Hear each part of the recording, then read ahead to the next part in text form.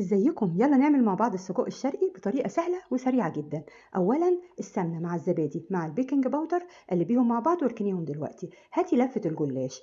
خدي كل 3 ورقات مع بعض وطبقيهم وغطيهم بالفوطة علشان ما ينشفوش مننا. هناخد بقى كل 3 ورقات، هنطلع ورقة منهم وهندهن الورقتين من على الوش كده بالتشريبة اللي عملناها، مش لازم تدهني ما بينهم. الورقة التالتة هنطبقها ونحطها بالطريقة دي، نحط عليها الجبنة الموتزاريلا والسجق والفلفل الألوان والطماطم بعد ما شلت البذور بتاعتها والهالوبينو. وبعدين كل ما تطبقي ادهني بالشكل ده كده لحد ما نوصل للشكل المربع الجميل ده. عملت 2 بالسجق وعملت 2 باللحمة المفرومة، وبعدين حطيتهم في الصينية بعد ما دهنتها سمنة، وحطيت على وشهم موتزاريلا مع فلفل ألوان مع طماطم مع زيتون. الفرن على درجة حرارة 200 على الرف الوسطاني حوالي تلت ساعة، وأقل من 5 دقايق من فوق طلعت بالجمال ده. غيري الحشوات زي ما تحبي وقدميها بألف هنا وباي باي.